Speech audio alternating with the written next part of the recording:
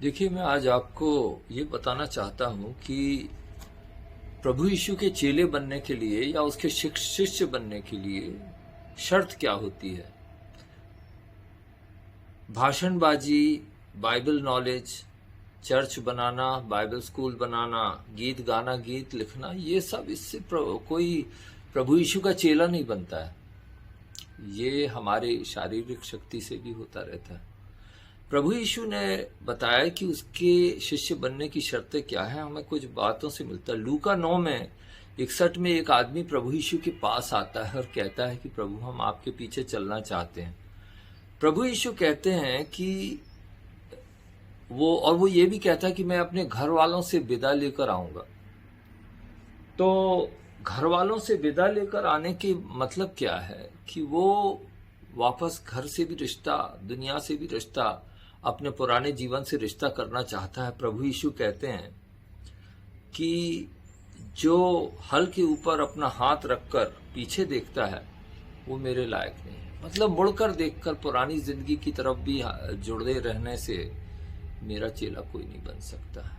इसका एक उदाहरण मैं आपको बताता हूँ। ये पहला राजा 19 और उसके 19 में आपको मिलेगा। एलिया जो नबी था, उसका सेवक एलीशा था।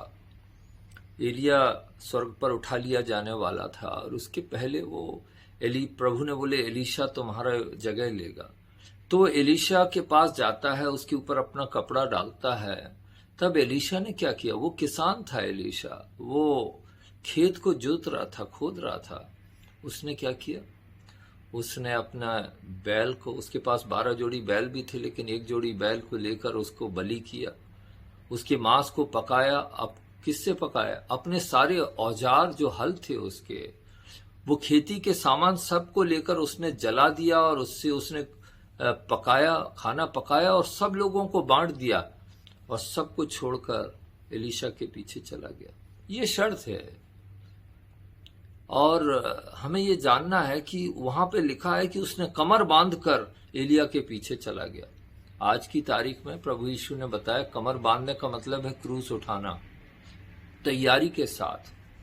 और एक धनी आदमी आता है प्रभु यीशु के पास। वो कहता है कि मैं सिद्ध होना चाहता हूं, यानी प्रभु यीशु कहते सिद्ध होना चाहते यानी शिष्य बनना चाहते हो तो उसके लिए तुम अपना सब कुछ बेच दो, कंगालों को दे दो और मेरे पीछे आ जाओ।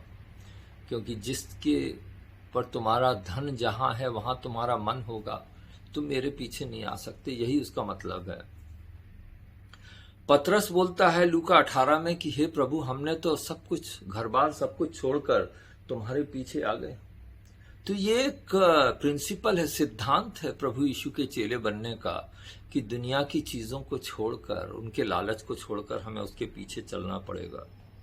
तो इब्रानियों 11 में क्या लिखा है? इब्रानियों 11 में आप 8 से 10 देखें, 15 पद देखें। वहां इब्राहिम कहता है कि के बारे में लिखा है कि वो सब कुछ छोड़कर जहां नहीं जानता था वहां गया और उसकी दुनिया में सब कुछ था, लेकिन उसकी आंखें उस नगर की ओर थी, उस नगर की ओर थी जिसका बनाने वाला स्वयं परमेश्वर था। उसके पास सब था, लेकिन ऐसा था जैसे कुछ भी नहीं है। इब्राहिम इतना धनी था कि वो अपने आप को कंगाल समझता था इस दुनिया में। क्या ये हमारा रुख है? यही, इसी को बोलते हैं शिष्यता। प्रभु यीशु के शिष्य बनना इसी को कहते हैं।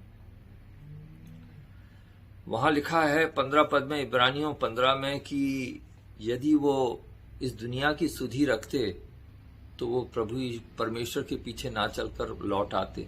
और वहां लिखा है कि परमेश्वर उनका परमेश्वर कहलाने से नहीं लजाता है।